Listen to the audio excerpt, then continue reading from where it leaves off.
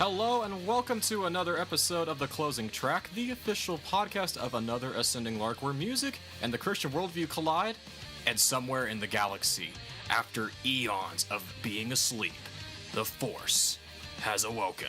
Dun dun dun! I don't know if you can really call it eons, because Luke Skywalker's still alive. Well, like, in terms of, like, the Force awakening, like, it would imply that the Force has been asleep for some time, right? Yes, But and no. Here's my thing. Like, the first thing that bothered me when I saw that title was, like, isn't the Force supposed to be, like, this impersonal force? Last time I checked, impersonal things don't wake up. It's not literally awakening. Like, there's the Great Awakening, and it wasn't... Okay. I mean, there's stuff like that, like... And it's not saying, of course, that the Force is a new thing now that people are stuff. I think it's just that aspects of this Force, maybe, you know, the power of it is starting to shift. Maybe more Force-sensitive people are starting to come along, stuff like that. But generally speaking, as from the, you know, first two Star Wars trilogies, the first episode of each was some weird aspect, some weird sort of not physical thing that until after you've watched the movie, you don't know what they're talking about. Okay, fair enough. That's a valid point. I saw that and I was like, that's it? Like, that's what it's going to be called? Like, when the internet was, you know, in rumor mode for the past several months about what the title of it actually was, there were some titles that came out that I thought were like, hey, that's a pretty exciting title. And then it came out as The Force Awakens, and I'm like, what? Like, that's almost cliche. Like, to have something awakens, I mean, I don't know. It struck me as being really, really cliche. Well, A New Hope is incredibly cliche. Yeah, but that also came out in the 70s, though. So it's cliche now, but it probably wasn't then. I don't know. I'm pretty sure it still would be cliche then. I don't know. I mean, A New Hope is easily, like, my favorite of the Star Wars movies, so I'm, like, extremely, like, I have ruby-colored glasses when it comes to A New Hope. Rose-colored glasses, you mean? No. I want ruby-colored glasses because then I can sell the glasses and make some money because they're made of ruby. Interesting. My name is Austin. I am the head honcho of Another Ascending Lark. I am the one responsible for this whole shindig, and I will not be a Jedi anytime soon because I am not Force sensitive. And I'm Brett. I'm the other guy behind here, and I'll probably be a gray Jedi. The Jedi Order is too strict. The Sith is evil. So, gray Jedi. Hipster Jedi. Actually, basically, the Jedi Order is like the Catholic Church, and the gray Jedi are like the Protestants. Wow. Like, honestly, if you look into the philosophies behind the gray Jedi and the Jedi Order, that basically is how it is. That is funny. I have never thought about it like that. That is hilarious. Yes, it is. So, who's the Martin Luther then? Revan. I like it. Me too. I approve. That's great.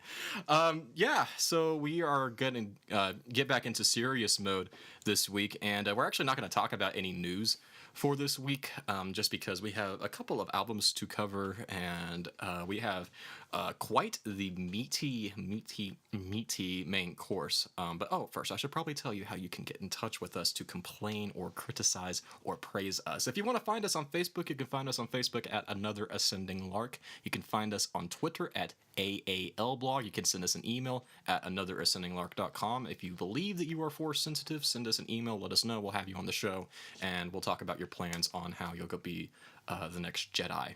Maybe you'll be in the next movie, too. You know, that'd be cool if they had real Jedis. That would be. The next Star Wars movie. Well, in Wales, there actually are people who claim to be Jedi and Sith. Well, yes, but that's Europe.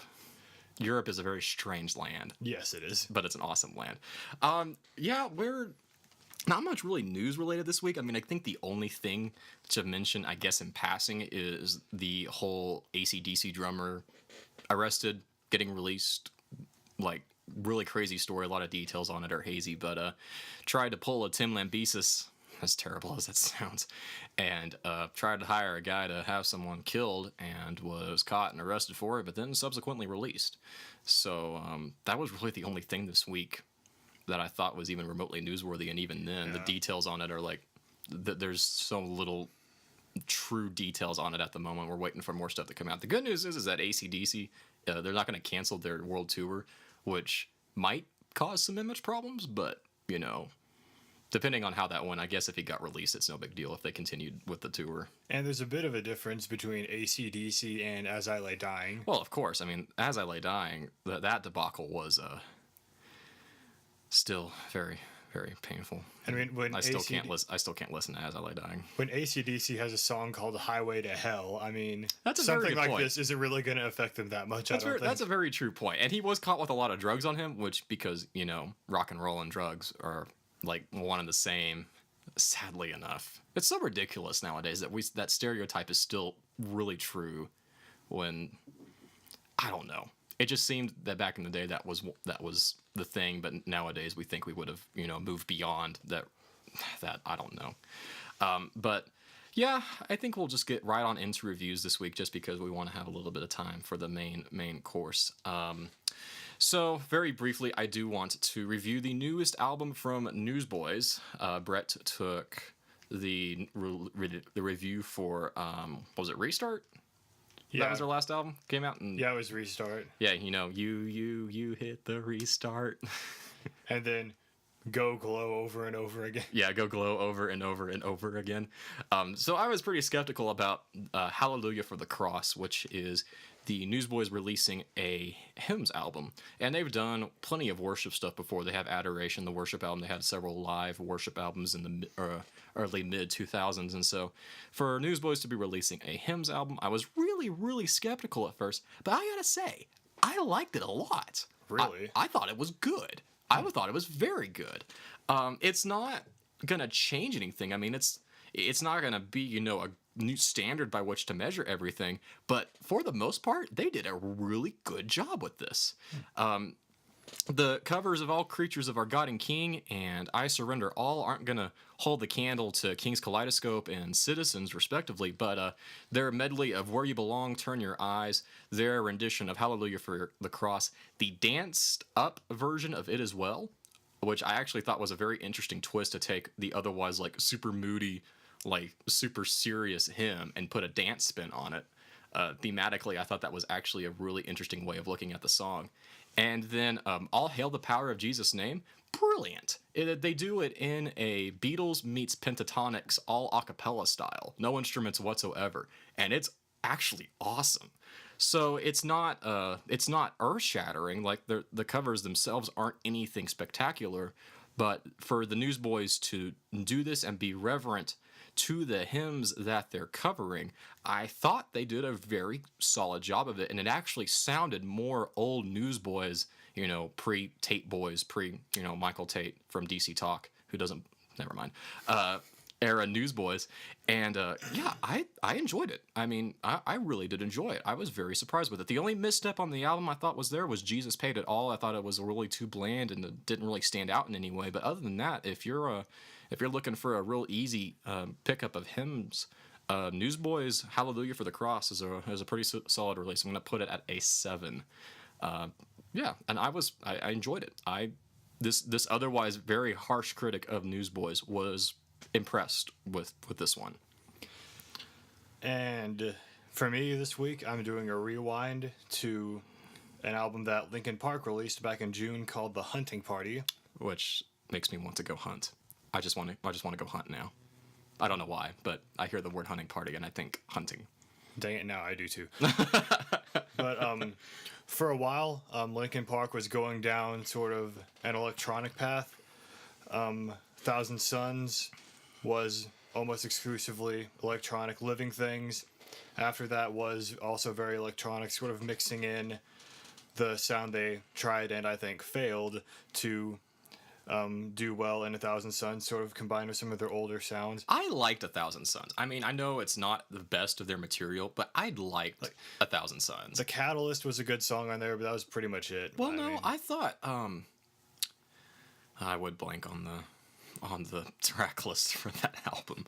Never mind, keep going. But and so I mean, it would have been safe to say that this album also would have gone down the electronic path, but it definitely did not. With the opening song, Keys to the Kingdom, you can tell right off the bat this is completely different from anything they've ever done. I mean, pretty much the entirety of Keys to the Kingdom, Chester Bennington is screaming, no clean vocals at all. About time. Yeah, and throughout most of this album, when he is doing quote unquote clean vocals, he still has that sort of rugged edge to his voice that he a lot of times does when it gets intense. He doesn't really have the smooth singing voice that he usually does in a lot of stuff.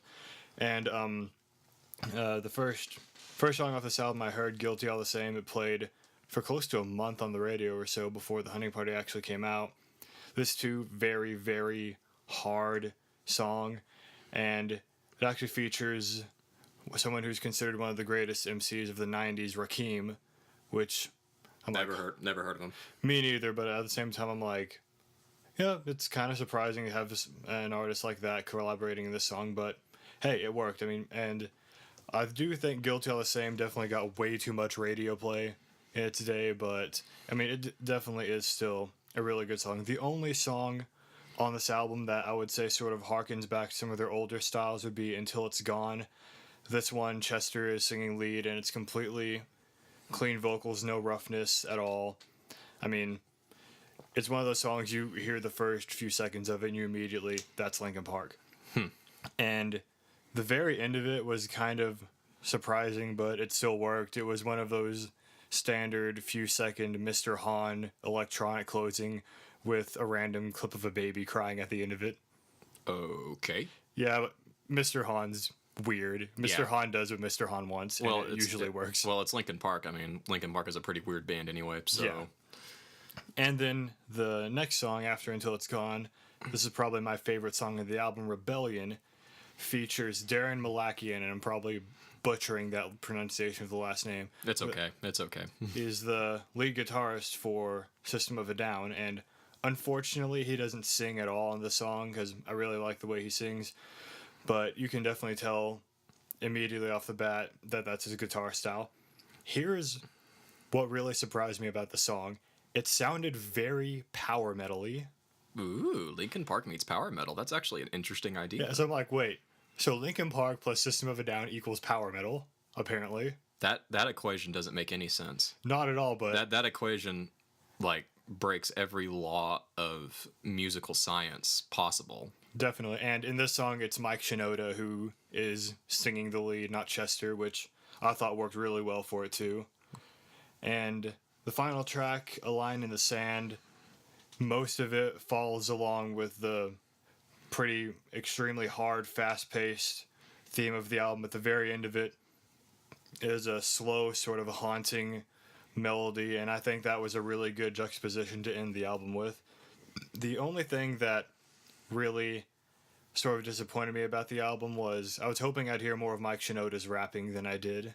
Oh, wait, so, like, the rapping isn't there for this one? No, there is still rapping, but it's nowhere close to how it's been. Like, the last two albums, he didn't do much of it. But, I mean, like, if you go back to Hybrid Theory and Meteora, I mean, it was all over the place, but... Yeah, they were really some of the key innovators of the whole rap rock sound back in the day. That's what Hybrid Theory meant, was combining the hybrid of rap and rock. And I think, like, that album is, like, one of the few albums that, like, ever really did it well. Like, I mean, plenty of bands have tried to do the whole rap rock thing, and some have done it better than others, but I don't think anyone has really done it the way Linkin Park has done it. No, definitely not. I mean, you get Chester Bennington, Mike Shinoda, Mr. Hahn together. That is a perfect combination. The rest of the guys, of course, play a very key role in the band, but those three, I think, are the main ones that contribute to the band's success. But yeah, I mean, I'm hoping that in a later release, Mike Shinoda will get back to rapping a lot more. But I mean, really, that was the only thing that disappointed me. Was I was hoping if with an album this hard, this different from the past two, that Mike would really come back. So it seems like they might be listening to some of their fan base a little bit by going back to their roots a little bit instead of continuing on this sort of like progressive electronic direction that they've been going on as of late. I don't know. I mean, it is different from electronic, which, I mean, I liked Living Things. I liked some of the more electronic-y things they had done before A Thousand Suns, but I'm not sure if this is really getting back to the roots. This is much harder than anything they've ever done. Oh, so it's an advancement of their roots. Yeah. Huh, interesting. I mean, I'm a casual Linkin Park fan, so I mean, I pretty much don't listen to them ever at all, but if you say that it's harder than what it's been, I'm interested. I'll definitely have to listen to it now. But what would you pin it? I'll probably pin it at an 8.5. Okay, I mean, that sounds pretty good. it's a good album, but I mean, some of their earlier stuff was definitely some of their best. And I mean, to me, they still haven't, ever since A Thousand Suns, they still haven't gotten back to the good, strong Linkin Park. But hopefully, with this, they're going through an upward trend. Yeah, A Thousand Suns was such a weird entry, but I guess because it was so weird was part of the reason why I liked it so much. I mean, it tried to be a concept album, even though it totally failed at being a concept album. I mean, you had no idea what was going on, and that's why people didn't like it, I think. But Yeah, and I mean, every band, well, most every band winds up having at least one bad album, and if that's where it stops, then okay, good. And that definitely is where it stopped. Yeah, every band I think is like allowed to have a misstep album or two. Now, if it becomes a trend, okay, that's one thing. But I think every band is allowed to have a misstep album. I think that's actually usually like the dark before the night sort of thing, where you have a misstep album and then the album that follows is like the comeback album that's just killer and great. And so I guess this might be Linkin Park's comeback album for the past two albums being a little bit more of the electronic side, but Yeah. an 8.5. All right. I have one album to review, but it's two albums. So I guess I know, like there's this thing called double albums apparently, where artists will like take two albums and like put them in one album and sell it as one album. I mean, it's a totally radical idea, and I don't know why more people aren't doing it. So wait a minute. I mean, I know you got it off Rhapsody, but is this like still the same price of like one album, or did they like double the price? You know, I actually don't know. Now that I think about it, I didn't look on Amazon. I'm being totally sarcastic about the whole double album thing. Like, I'm totally sarcastic.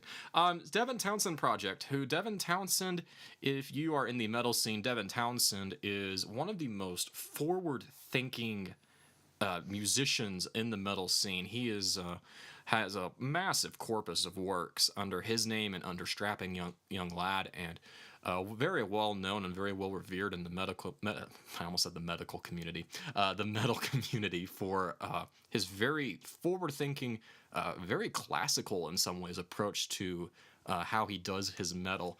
And he released the only like the 7-year waited, like last week we were like, you reviewed Rancid's album, and it was like 5 years. Was it 5? Yeah, it was about 5 years. Well, Ziltoid the second Ziltoid the Omniscient is 7. Like, people have waited a long time for this.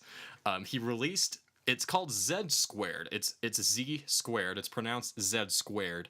But the Z is the Z from his cult classic Ziltoid the Omniscient, which, if you are a fan of comedy albums, you probably have heard of Ziltoid the Omniscient, but you should still go check it out if you haven't. It's about an alien who metaphorically is supposed to represent Townsend, who comes to Earth in search of the ultimate cup of coffee. Black. Make it perfect. And he, when the Earthlings fail to bring the perfect cup of black coffee, Ziltoid destroys the Earth. And then Captain Spectacular goes to war with Ziltoid, and then Ziltoid tries to go get this thing called the Planet Smasher and go after Captain Spectacular. And when the Planet Smasher, who is... I'll talk about the Planet Smasher in a little bit, tells him no, he goes to the omnidimensional creator, who sounds like this surfer hippie dude on the beaches of California. And it's a really funny album. Very solid musically. Had some really, really good standalone tracks on it. And the Ziltoid character has become a franchise unto himself for just being this really, really funny sci-fi alien. Well, he had hinted at there being a Ziltoid Part 2 for some time, and it only took him 7 years to actually come back with Ziltoid Part 2. But in Z Squared, it is a Devin Townsend Project standalone album called Sky Blue, and then Dark Matters is the name of the album that is Ziltoid Part 2. So when I refer to Sky Blue, I'm referring to the first disc. Dark Matters is the second disc, and Dark Matters is the album that is Ziltoid the Omniscient Part 2. So Sky Blue,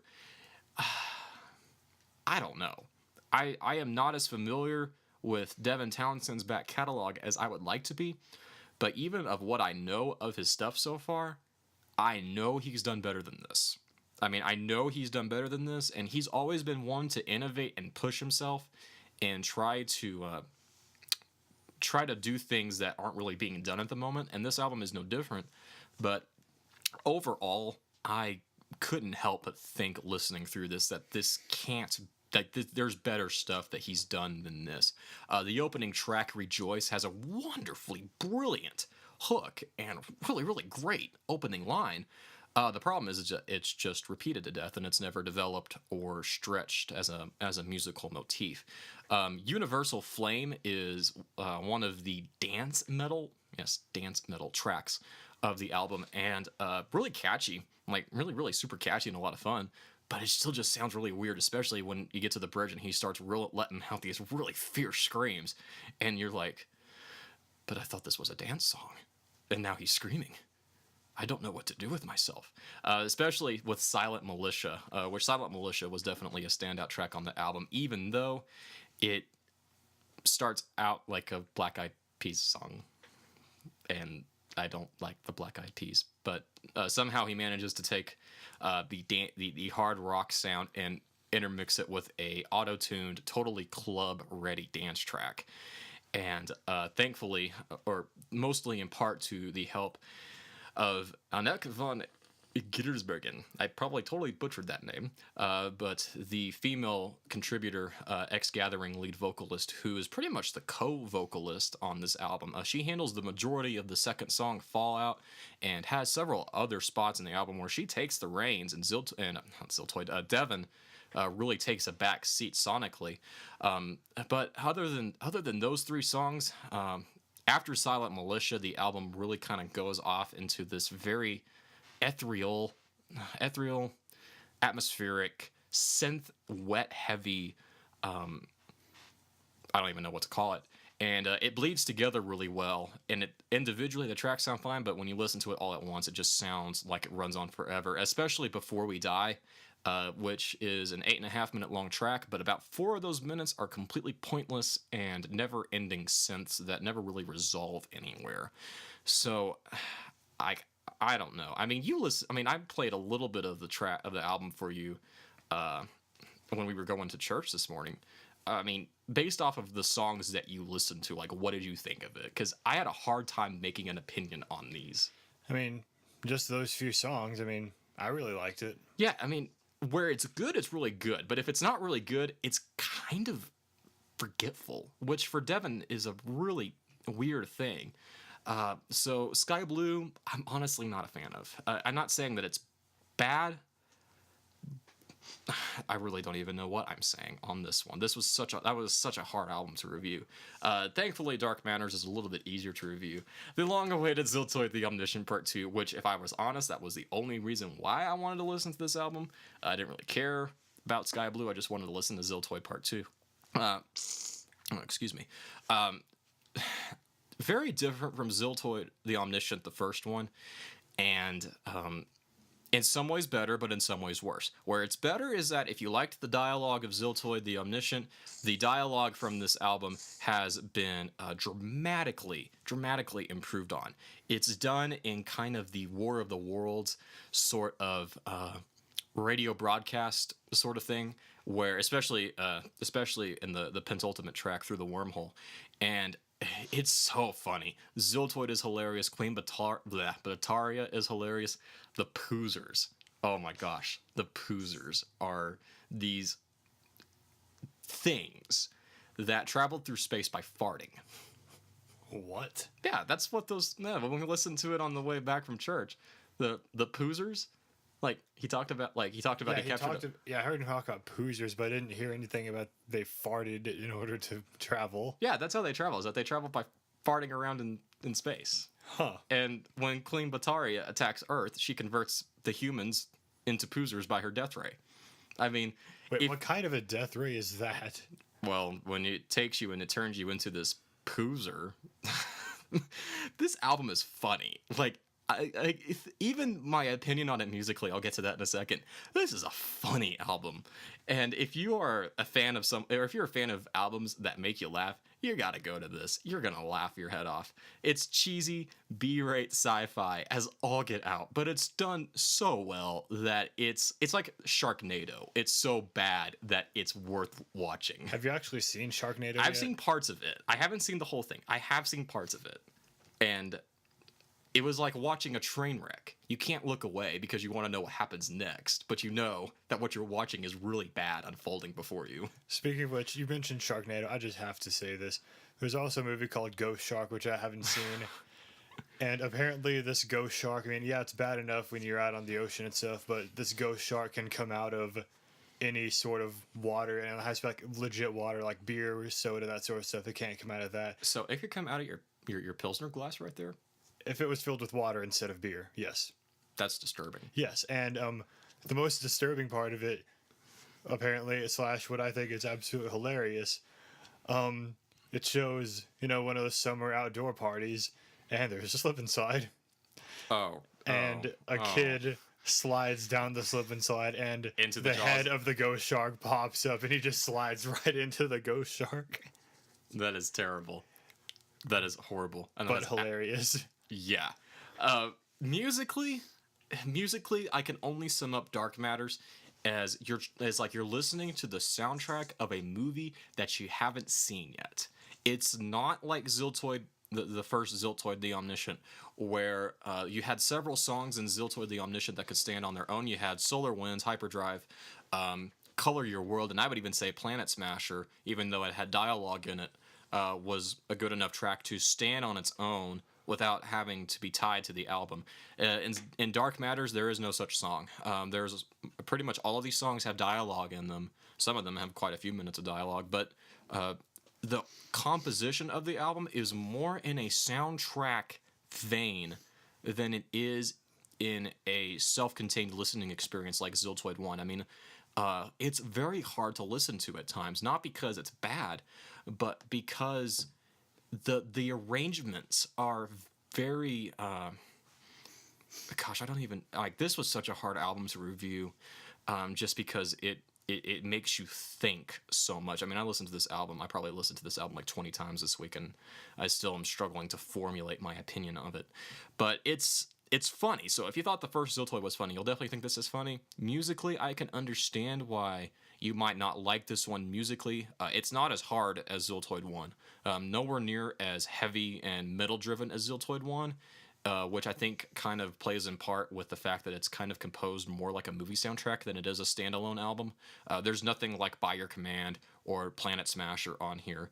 The song Death Ray is the thematic conclusion of Ziltoidia Attacks, which Death Ray is really funny and is going to be a real great crowd pleaser song. Ziltoid Goes Home was probably the hardest song on the album, and it's got a nice soil work feel to it. But other than that, it's not a hard album. There's not much screaming in it. There's really not even that much singing in it. There's a lot of choir work, and there's a lot of other background vocal work, but as far as Devin taking the helm and singing, there's not much there for this one, which I think might explain why there are a lot of fans who are a little upset with this particular release and how it's so thematically different. But yeah, this was a hard one. So if I were to pin it, should I pin the whole album or should I pin each album individually? I think you'd have to do each album individually since each of them is so completely different. Okay. I am going to pin Blue Sky at a 6 because while it's not bad, most of the stuff is not stuff that is particularly memorable or particularly remarkable, stands out anyway. Dark Matters, I would put that at a 7.5. It is good. I mean, I do think it is good. I don't think it's anywhere near as good as Ziltoid 1, but the comedy aspect of it, as great and worthwhile as it is, you have to sometimes suffer through quite a bit of music to get to the comedy parts. Which, I mean, if you like the music, then it's no big deal. But if you're like me and you had a little bit of trouble navigating the music at certain parts, there are some parts in the album where I'm just like, okay, let's get back to the drama because the drama is so cheesy and so corny and so really, really funny. But yeah, I would put Sky Blue at a 6 and Dark Matters at a 7.5. Gosh, I'm thankful to have that done. That's been bothering me all week how I was going to review these two albums. I had no idea what I was going to say. But Brett, you know what to do for this part. What we got coming out next week? Next week we have something which I call Sonic Highways by the Foo Fighters. And Pink Floyd has a new album coming out, finally, The Endless River. Yeah, but it's not really a new album. It's a bunch of redone material from one of their former albums, and they're trying to link it conceptually, so it's not technically new material. So kind of like that album that Stryper released. No, like this is meant. It's not updating old material. It's, well, it's hard to explain, but it's trying to be like a thematic continuation of one of their earlier albums, and I cannot think of that album's name for the life of me. So it's a sequel, then? Yeah, yes and no. Anyway. And Project 86 has Knives to the Future coming out. I'm so excited for that. Oh my gosh, I'm so excited for that. And Citizens and Saints join the Triumph. Which you know who Citizens are, because their former name was Citizens, but they changed their name to Citizens and Saints because apparently there was a rapper in the United Kingdom named Citizens. Who'da thunk it? Why would he be Citizens and not Citizen? I don't know. Like, why would he not be it? Like, wait, why wouldn't he be Citizen plural? I mean, he's one dude. How can one dude be Citizens? I don't know. I'm pretty certain that's what happened. If I'm wrong on that, you can take me to court. No. And 10th Avenue North has Cathedrals coming out. Yeah, I figured I'd list that one there just because in the Christian market that's a big release, but and there's quite a few more coming out as well. Yeah, this week is going to be a big release week musically. I mean, this past week ended up being a bit of a bigger release week than I think I had paid attention to, but next week, we have Foo Fighters, which Foo Fighters has been doing their documentary on HBO, and the album is finally coming out. Pink Floyd, anytime Pink Floyd releases an album, it's a huge thing. Project 86 has been a hotly anticipated album all year. Citizens and Saints, their album last year was phenomenal. Outstanding. For whatever you think of Mars Hill, and Brett and I both are very opinionated on Mars Hill, the music that was produced under that label, now the label's now defunct, but the music that came from that label was excellent, and I'm expecting this one to be no different. This actually was a bigger week than I thought because there was a new album from Neil Young, and Bob Dylan had a new album come out, and unless I'm reading it wrong, I'm pretty sure this new Bob Dylan album was about 100 songs long. What? They went back through the archives and found some stuff from Bob Dylan's early days. They cleaned it up, they touched it up, whatever, and they re-released it. I can't remember the name of it. It's something bootleg. I didn't know about it. I don't know how that slipped my radar, but I saw a bunch of websites covering that, and I'm like, what? How did I miss the fact that Bob Dylan was releasing a new album? And apparently it's huge, and it's gotten quite a bit of praise from the music community. So I don't know if I'll have access to it, but yeah, I think I might check it out. So yeah, those are the reviews. We spent probably more time on reviews this episode than we have at any point so far. I'm reviewed out, but reviews are fun. Yeah. So, do you want to get into the main course, or do you want to tell the world about your delicious apple cider? I'll let you pick. We can put off our punishment, our Punisher main course, or we can jump right into it. I'll let you pick. Let's put it off since you already mentioned it. Okay. But okay, a couple weeks ago I started on my first homebrewed cider, which I've made a few batches of beer, but the company that I use recently came out with Cider House Select, and I was like, hey, cider, it'll be a nice little switch from beer. I haven't had too much cider, and it was incredibly easy to make. Yeah, the instructions looked like that was pretty dang simple to make, like a lot more simpler than just making general beer, which I think making beer is generally easy, but like your cider was like even more simple. Yeah, like with beer, a lot of times, if you have whole grains, you'll have to steep those for a while. If you have the extract. I've put the extract in, and if you're doing whole grain mash, then that takes even more. You have a hop edition, then you have to cool it down, all this other stuff. But with this cider, I had to boil a gallon of water, put 2 pounds of corn sugar in it, make it dissolve, then immediately pour that into my primary fermenter, put the extract in there, and then fill it up with water. Yeah, that's pretty And then, straightforward. I added sweetener to it, let it ferment, put it in a secondary with some spiced stuff, let it sit for a little while and clear up, and bottled it yesterday. I had, a little taste of it before it was carbonated, and it was really good. This kit was intended for 6 gallons, but I only made it 5. And it came out a lot stronger. Yeah, the And it's alcohol so content. good.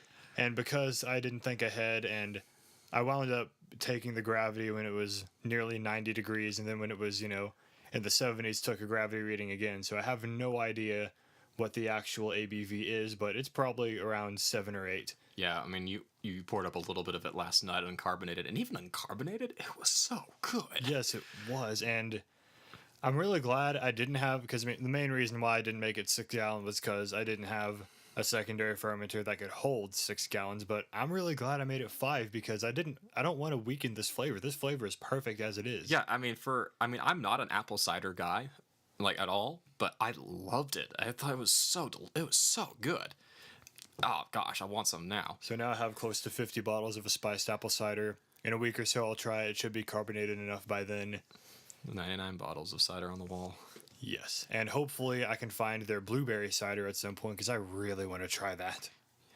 Man, I'm not a cider person, but I think I guess I'm warming up to ciders a little bit. I mean, if the next cider you do is as good as the one you've done now, like I'll definitely be a fan of it. I'm not gonna do that porter again though.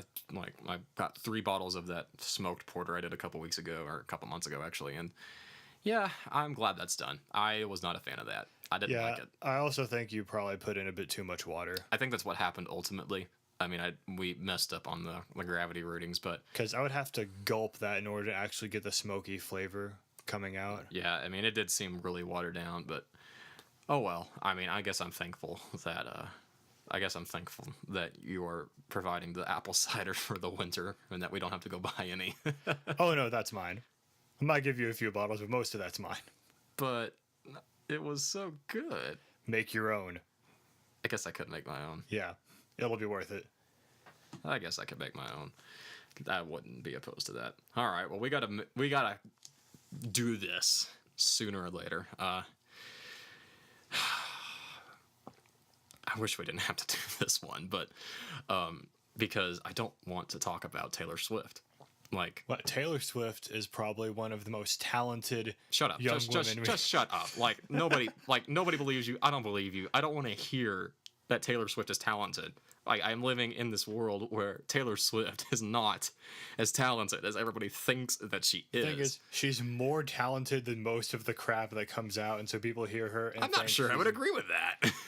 Well, when you compare her to like Lil Wayne, Justin Bieber, Miley Cyrus. Okay, I would grant that, but that's also like the lowest of the low as far as like quality. The quality. Jason Derulo. Oh gosh, Lust Control. Well, no one likes them. I don't know. I mean, they had enough money to come back with another album last year. I mean, yeah.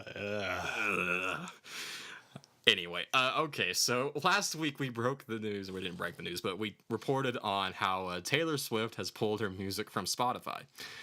Apparently, that was a much bigger deal than we both thought it would be. There have been numerous articles and op-eds that have been written on the decision, dissecting it and what it stands for, and 2 particular pieces, both appearing on Wired.com, are written in a way where the Christian worldview, I think, becomes relevant when it comes to the issue of justice, when it comes to the compensation of songwriters. Man, that's such a flashy subject of justice. I mean, man, we're going real hipster now. Pay the songwriters equally, yo. But it's an important one I think we need to cover. I thought the pieces on Wired.com were really solid and really brought to my attention just the significance of Taylor's decision to pull her music from Spotify. So Before we break this down, preliminary concession, neither of us are experts on the music industry, so please do not take what we have to say about the music industry to heart. I'm sure there are people who could come on and totally smoke us on the things that we know about the music industry. Definitely. So we are both admitting on the forefront that when it comes to the music industry, don't really know what we're talking about as much. Second thing, we're also lumping in Pandora and other services where applicable in this discussion to cover the broader trend in digital streaming services and not just Spotify. Third point of concession, in case we haven't made that clear enough, we're not fans of Taylor Swift. Not at all. So don't think that by defending their decision that we're fans of her music. Just because I have her song playing in my head right now at this very moment doesn't mean I like it. Which one? Love Story. That was back when she was actually country. Now people still say she's country, but Okay. The CMAs. My dad was telling me this last night. At the CMAs, it was Carrie Underwood and I think it was Brad Paisley, and they opened the show up with with their usual banter and bashing Obama like they do every year. But they also had a section where they were like open like seriously bashing Taylor Swift, and it was funny. And even Taylor, like in one of the interviews I read of Swift, she thought it was pretty funny too. And apparently people have been there was this SNL skit on Taylor Swift, I can't remember the name of it, but she's been getting a little bit of crap as of late. But so, okay, I guess in order to kick this off, we need to talk about the album that kind of kicked this whole thing off. 1989. No, we're not listening to it, and no, we're not going to review it unless you want to come on the show and review it. I have more valuable things to do with my time than listen to Taylor Swift. Definitely, I completely agree. So, according to Billboard, though, I mean, we got some numbers to digest. 287 million sales in the first week. And the forecast for the second week is 400,000 sales. That's ridiculous. Yes, it is. Oh my gosh, that's huge. I'm not being sarcastic. That's huge. It is the biggest opening week sales figure since June 2002. And which album was that? I think it was an Eminem album. Okay, that would make sense. I remember the article right. I think it was Eminem. Yeah, don't quote me on that, though. If it was Eminem, I can definitely see that being justified, though. Okay. She is the only act ever to have 3 1 million first week releases. Her last 3 albums, including 1989, their first week sales were 1 million. She is the only artist ever to have that.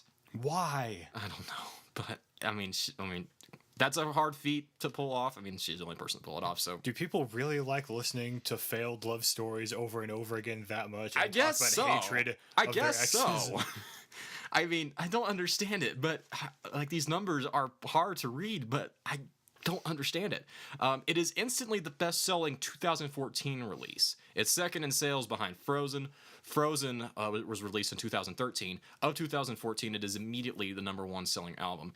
It is also the 19th album to sell 1 million albums for the first week since SoundScan began tracking sales releases back in the 90s. 3 of those 19 albums belong to Taylor Swift. So, these are numbers. And these are hard numbers to swallow. I can't stand Taylor Swift, but I don't like these numbers. These numbers do not mesh well with me. I don't math at all, but this is even worse than math. These numbers are even worse than math. Yeah, I don't like these numbers, but these numbers are numbers. And congratulations to Taylor Swift. In a moment of genuineness, congratulations for the first week sales. I mean, that is a pretty impressive accomplishment in of itself. I may not like it, but that is a pretty impressive feat. So congratulations to her for that. And congratulations to her for the other accolades that have been given to the album so far. I mean, as much as I'm not a fan of her music, I can't deny that she doesn't work hard. So this is deserved. Now, we're going to go to some other numbers. I'm probably going to butcher this name, so I'm sorry for butchering. We're butchering a lot of names in this episode. Yeah. Aloe Black? I would say, like, Aloe Black, maybe. Aloe Black? Okay. We're totally butchering that name. Co-writer for Avicii's Wake Me Up, one of the biggest hits of the year, Spotify's most streamed song of all time, and Pandora's 13th all-time streamed song. Total take-home pay for Mr. Block, $4,000. The Pandora royalties for 168 million streams was $12,359, which then had to be split 3 ways. Wow. Yeah, wow is right. Desmond Child, co-writing Bon Jovi's Living on a Prayer. 6 million streams on Pandora, about $110. That's just depressing. That's just so depressing. I Am Empire, and this is a band that I personally I know who they are. An indie band. They did this several months ago. An indie band, 5,000 or 50,000 streams on Spotify, $3.35. That's 2 cheeseburgers at McDonald's for 50,000 streams. Now, we share these numbers. We shared Taylor Swift's numbers, and we shared these past 3 numbers to show that Taylor Swift's album is an anomaly at the present moment. The music industry is in the middle of the great streaming experiment, as Taylor Swift herself put it, and at the moment, we might not ever see numbers like this again. I mean, honestly, these numbers are an anomaly. We shouldn't be like 1.287 million sales. That is unbelievable in today's present economy and today's present music industry, where everything is going towards the direction of streaming. To an extent, I can understand it because, like right now, nothing like this album is not on any streaming site at all.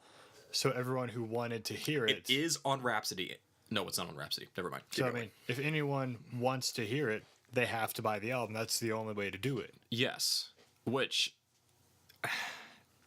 it's a slap in the face to the music industry overall that she she wasn't going to put the album on streaming services anyway. She hasn't done that for the past couple of albums, where she'll release the album, let this album, the album sales run its course, and then put it on the streaming services. But now that she doesn't have any music on Spotify to put on, she is still on Rhapsody, and she is apparently still on Beats. So it's only on streaming services that have free ad-based options like Spotify that she's taken her stuff off of.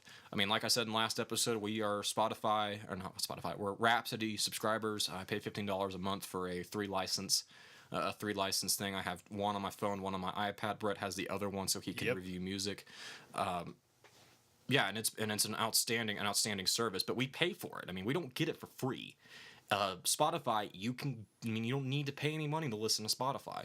So that's why Spotify is the main thing here at the moment. And it's also worth mentioning that the 3 songwriters, or the three other people that we mentioned, Mr. Black, Desmond Child, and I Am Empire, there is more to their income than streaming services. I mean, there's touring, there's promotions, there's other appearances, there's all sorts of other avenues. I mean, there's terrestrial radio pay, which terrestrial radio pay is a lot more. So there is these 3 people that we named. I mean, $4,000, $110, $3.35. They have other sources of income. So it's important to note that there is other ways for these guys to make money. But streaming services for the average consumer are the presently dominating thing at the moment. They're the way of the future, unfortunately. Whether or not they stay in their present form or they change will depend, but digital and physical sales are dropping, and streaming subscriptions are continuing to rise, as crazy as that is. And stats for 1989 will continue to become rarer and rarer as the streaming era progresses, and then stories like I Am Empire, Block, and Child, they're gonna keep growing. Like, we're gonna hear more of these stories about artists who have these massive hits like Wake Me Up and Living on a Prayer, making practically nothing in proportion to the amount of streams they get. I don't know. I mean, especially with this precedent Taylor Swift has started, I mean, maybe more and more bands will start saying, you know what? You're right. My music isn't going to be here anymore because I'm losing money off of this. But when it comes to the albums or to a band's music being on a streaming service, more often than not, that's not their choice. More often than not, that's up to the label. And so, I mean, Taylor Swift isn't the first one to pull her music. The Black Keys do not have their music on streaming services, and Tom York of Radiohead, he doesn't have any of his music on streaming services. So Taylor's not the first one to do this. but she is easily the most prolific. I mean, she's the most in-demand artist of the day, probably in the world at the moment, as much as I hate to say that. So for her to buck the industry at the moment says a lot more than the Black Keys, as popular as they are, and Radiohead, as influential and significant as he is. Taylor Swift, in the public eye, she's the biggest thing right now, as much as I hate to say that. So this makes it a lot more important in the bigger picture. But the reason, I guess, why I was so gravitated to the story is because, I mean, people can say, "Oh, it's Taylor Swift," she's, in the big market, this doesn't affect, she's over on her side of the field. We, as Christians who, listen only in the Christian market, we don't have to worry about this. But the previously mentioned I Am Empire, the band that made $3.35 for 5,000 streams on... Wasn't it 50,000, you mean? Yeah, 50,000, my bad. They're a Christian band. So Swift's decision symbolically affects the entire industry, including the Christian market. And when many of our favorite bands at the moment are bands that are up and coming and young and don't have the clout of the Black Keys, Radiohead, Taylor Swift, then this becomes a much bigger issue because these bands aren't able to thrive. There's, oh gosh, I can't think of the name at the moment, but there's a band who I followed loosely who had to, close up shop because they openly said, like, look, we can't afford this. Like, we are not making money because of album sales. The streaming is there, but we're not getting paid for it. And then touring is a time sink and a drain. And the way the music industry is changing puts a much more difficult burden on the backs of young up and coming artists because we are putting so much of an emphasis on exposure. However valid exposure is, it's a valid argument, but at the end of the day, these guys can't pay the bills, and that's a problem. To quote David Israelite, one of the guys who wrote Wired, Swift's decision is important because it shows that songwriters have the right to do what they want with their intellectual property. It is streaming services who must court their creations, not the other way around. To quote Taylor... Boom. Yeah, boom. To quote Taylor Swift herself, and all my whatever about Taylor Swift, this is a great statement. But all I can say is that music is changing so quickly, and the landscape of the music industry is changing so quickly that everything new, like Spotify, all feels to me a bit like a grand experiment. And I'm not willing to contribute my life's work to an experiment that I don't feel fairly compensates the writers, producers, artists, and creators of this music. Boom. I mean, I don't like Taylor Swift, but that's a great phrase. That's a great, great statement.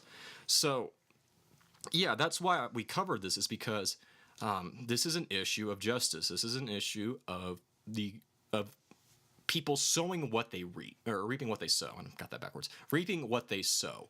That if you put in a lot of your creative talent and time and energy and resources into something, that you should be allowed to reap an appropriate measure of that.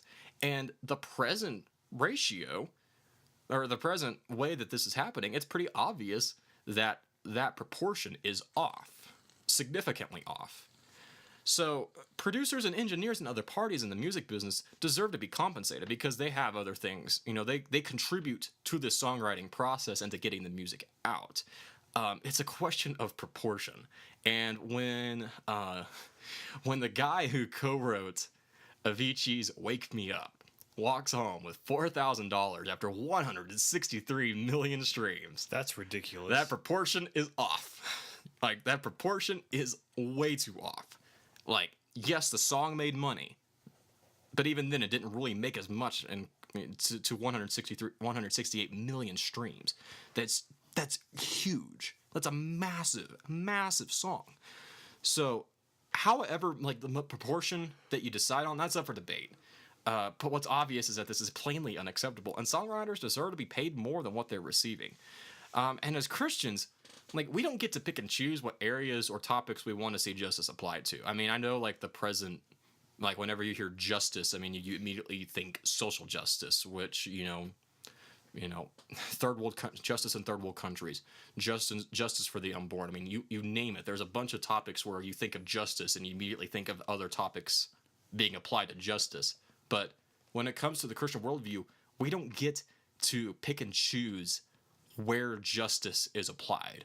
We are called to see justice applied where justice needs to be applied, period. And that applies to this. And the thing is, not paying musical artists definitely isn't a new concept. I mean, I've heard multiple stories of people hiring bands for weddings, live bands for whatever, and like, you're charging way too much. We can't pay you this. And I've heard the joke that one band was told that, and they said, okay, call 5 plumbers, tell them to work for 3 or 4 hours, and whatever they tell you have to pay them, we'll take half of that.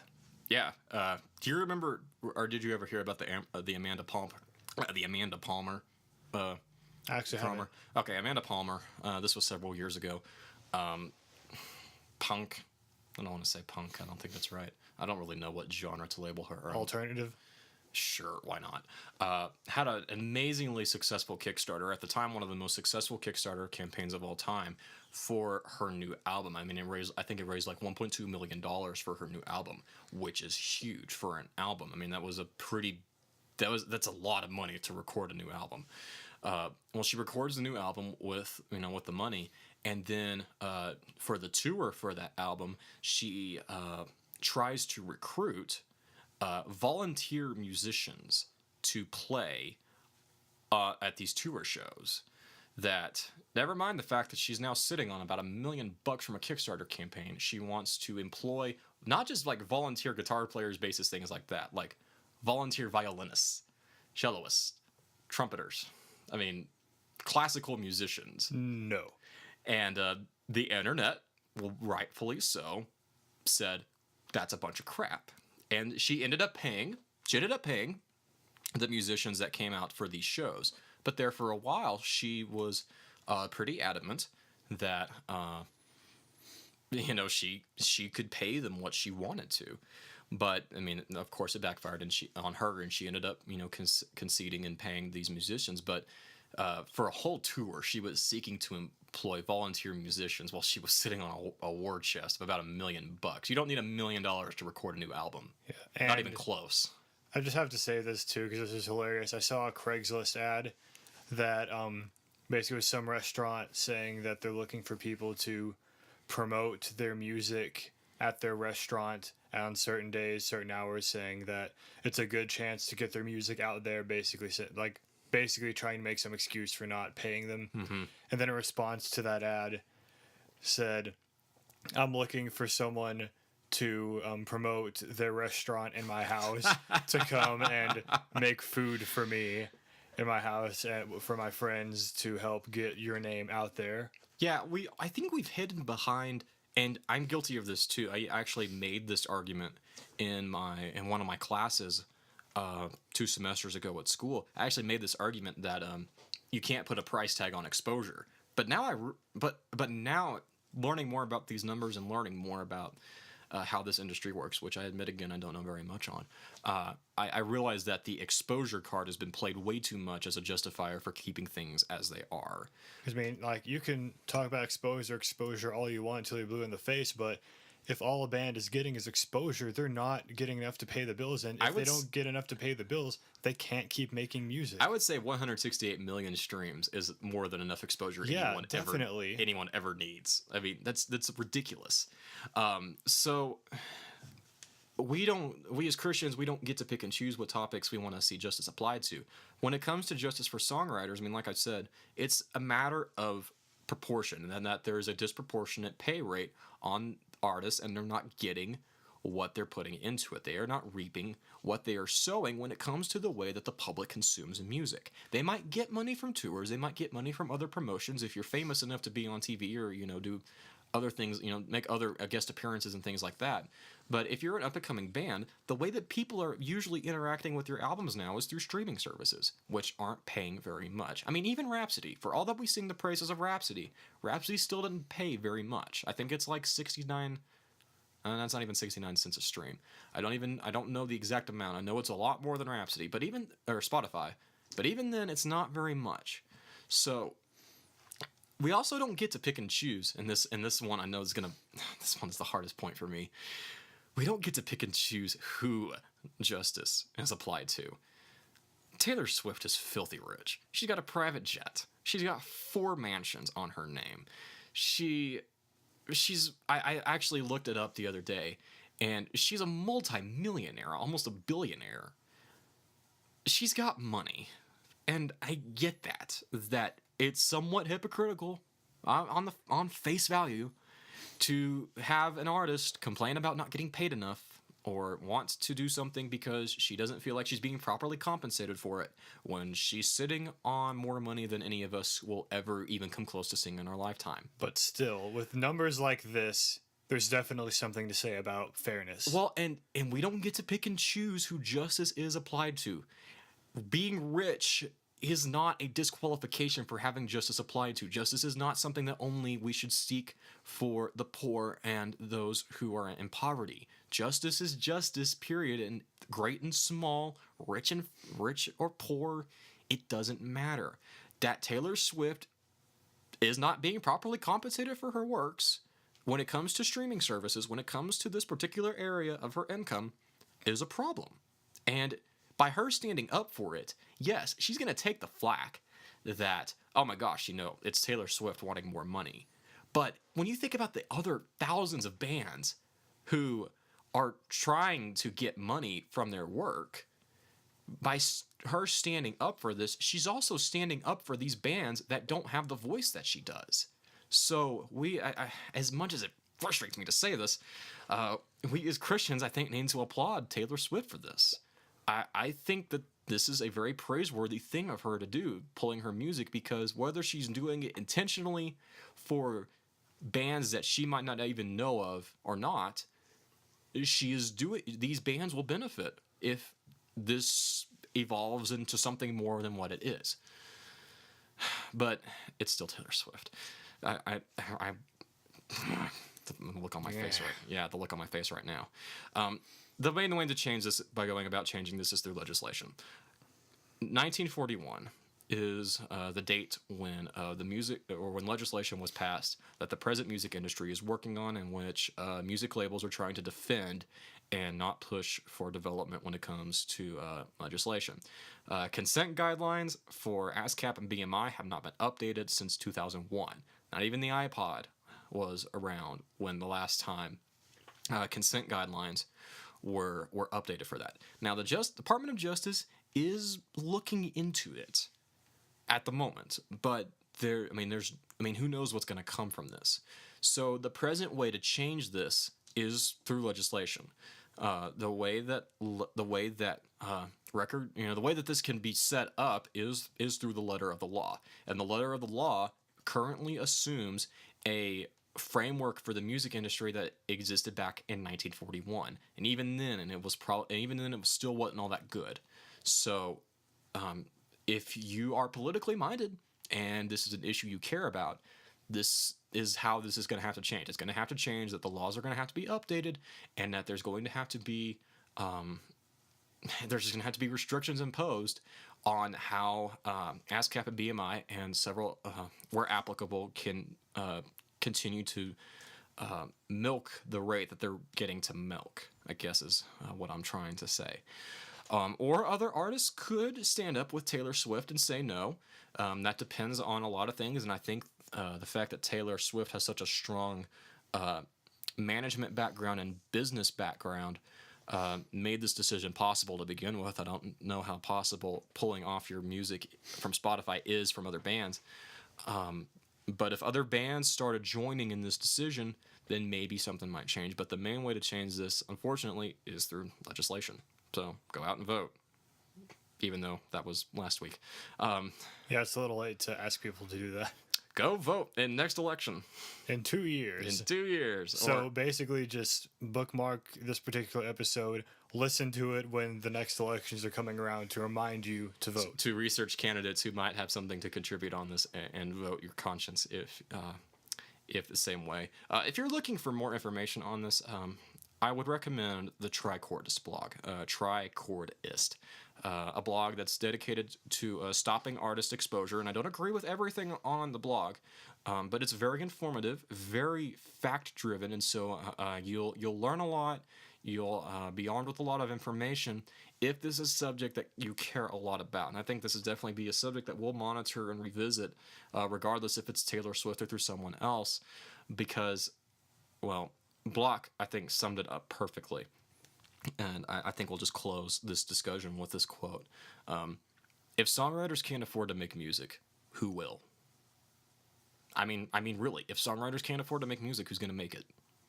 We got to make sure that we see these people are being properly compensated for their work. For sure. No more Taylor Swift. No more. For no now. more Taylor Swift. Yeah. That was good. Yeah. I thought that was good, but now I'm just like, yeah, brain dump. Yeah, I can't believe we actually did an episode about Taylor Swift, and you're bashing me for My Little Pony stuff. Well, this is a lot more serious than My Little Pony. Even you have to admit that. Yeah, but still, I didn't ask to do an entire episode based on My Little Pony. Wait a minute. No. Dang it. The answer to that is no, unless you email us and there's a strong enough petition, then we might do it. Please. Brett, you got any recos? So I guess we'll start closing this episode. Yeah. You got any recos this week? Based on my previous experience with this company, and especially last night's happy drink, I definitely have to recommend Brewer's Best ingredient kits. Yeah, those are some solid kits. I mean, like, if you're one of those who's a grain mash purist, then, I mean, most of their ingredient kits consist mostly of malt extract, but still, I mean, they have good ingredient kits that, you can, I mean, they have a lot of them too. I mean, you can get basically any kind of beer you want to try, and they have plenty of ingredients you can buy on your own to make your own recipes, like I did for my red IPA. Mm-hmm. And, I mean, they recently came out with their cider house select. They have seasonals every single season, and they change. I mean, it's just a really good company. The only downside is you can't buy online. So you basically, if you want these kits, you'll have to look online to see where they sell them, which if you're in Amarillo or that area, which I'm sure most people listening right now are, then actually we had one from Sweden, and we have one from Ukraine. Just one, but anyway. That's interesting. But anyways, and if you're around Amarillo, then Amarillo's Brewing Supply on Bell. That's where I've gotten pretty much everything nearly that when it comes to making beer. It's definitely a good place to get your stuff from. The people there are very friendly, and they'll answer any questions you have about home brewing. So I guess this is more like a dual reco for Brewer's Best ingredient kits and for Amarillo Brewing Supply. Yeah, we've been there a couple of times, and every time I've been there, they've always been really good in helping me get what I need. And they offer you free beer every now and then. Yeah, every now and then, if you catch them at the right time, they'll let you sample whatever there is they're making. I know the very first time I went, I got to sample. What was it that I sampled? They had a pumpkin beer. Yeah, they had a pumpkin beer. They had some sort of red ale, I remember. And then there was that one sour beer that had become smoky for some reason. Yeah, I remember that. That was actually really good. Yeah, it was. My reco this week, I want to recommend the Tricordist, and you can you just Google the Tricordist, and you can go there and you can get lost in all the stuff that there is to read. As far as other recos this week, I really don't know. I mean, excuse me. I really don't know what to reco this week. I don't really have anything. Oh, no. Okay, I have one. Thinking about Ziltoid the Omniscient One made me think of this. I want to recommend the company TuneTrack. TuneTrack, if you're a musician, you probably know TuneTrack. They're responsible for the Easy Drummer and the Superior Drummer software. Devin Townsend's Ziltoid the Omniscient 1 was produced entirely with the drum kit from Hellpack, which I don't have, but I've heard quite a bit of it, and I have Easy Drummer 2 on my computer, And it's a wonderful piece of software. It's really affordable. I mean, it's relatively affordable. A lot of customization, a lot of sounds. So if you're producing music on your own, and if you don't have access to a drummer like me, I know 20 million guitarists, I know 20 million vocalists, I know 20 million keyboardists, I know 3 drummers, none of which do metal. Or at least none to my knowledge don't do metal. So if you're looking for something like that, I mean, it's a staple in the music industry, especially Drum Kit from Hell. That drum kit is legendary for ushering in the drumming machine revolution as of late.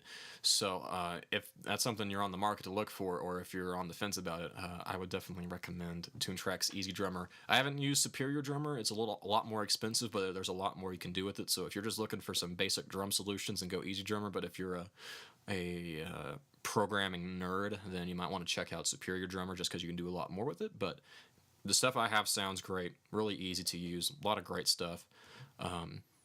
Yeah, that. Yep. Gosh, I don't know why this episode took a lot more out of me. I think I did more like pre-episode production for this episode than I've done for any episode yet. You had me read like 12 articles over Taylor Swift before this. Yeah, sorry about that. Sorry about that. I hated it just as much as I'm sure you did. But thanks for reading these articles on Taylor Swift and for joining me to discuss Taylor Swift. I know that it was a quite the torturous thing for you, so I admire your bravery and joining with me on discussing Taylor Swift's antics. Unless you skipped this episode because you knew what it was about. Actually, I talked to some people in church today that were excited to hear us talk about this. One who wasn't, but that's okay. So again, thank you, Brett, for joining me on this really stupid show that we do, and want to thank Apple, especially for the Yosemite update. Ugly as all get out, but makes my Mac run unbelievably better than I ever thought it could. The Yosemite update is fantastic, and I highly recommend it. And of course, we always want to take time in each episode to thank God for the glorious gospel of Jesus Christ. When we talk about justice a lot in this episode, and when we talk about how the Christian worldview has a lot to say when it comes to justice, because the justice of God is one of the heaviest things that modern man can think about and meditate upon, how we have transgressed God's law and we have violated his commands and are infinitely worthy and deserving of death. But God decided to take the punishment that we were supposed to receive and put it on Jesus Christ, put it on his only son in our place. And that boggles our minds as to how that can be justice. But God, who is the standard of justice, the standard of holiness, has declared us just before him because he's already put the punishment for our sins on Christ. And so when it comes to justice, the Christian worldview has a lot to say on it, because the gospel that saves us is a gospel that has shown the justice of God on Jesus Christ in our place. Where on the flip side of justice, we have mercy, and the gospel is the message of mercy that shows us that we might be reconciled to our Savior for eternity because of the justice that was put on Christ in our place. So, yeah, again, thanks for listening to this episode. We hope you enjoyed it. We hope you don't like Taylor Swift as much as we don't like Taylor Swift. And I promise that we will not talk about Taylor Swift again for a while. I will hold you to that. Well, at least not for the main course. Good. I mean, yeah, at least not for the main course. Like, when I told you the other day that, like, we should do an episode on Taylor Swift, I was, like, in turmoil, because I was like, I can't believe I'm at this point where I'm actually, like, intrigued at the possibility of doing a show on Taylor Swift. Yeah, and when you said that, I was definitely horrified. But it turned out to be good, I think. Yeah. I mean, it was a catalyst for an important subject. Definitely. So, it just wish it wasn't Taylor Swift. Yeah. If only it was Theocracy. Oh my gosh, if it were Theocracy, that would make things so much easier. If you want to contact us, you can get in touch with us on Facebook. Just search Another Ascending Lark. You can find us on Twitter at AALblog. You can send us an email at anotherassendinglark@gmail.com. And, of course, you can visit the website anotherassendinglark.com, where we are churning up the publication engine and getting more stuff out there as we are able to. So, I'm done with this episode. I am done with this episode. Y'all have a great week.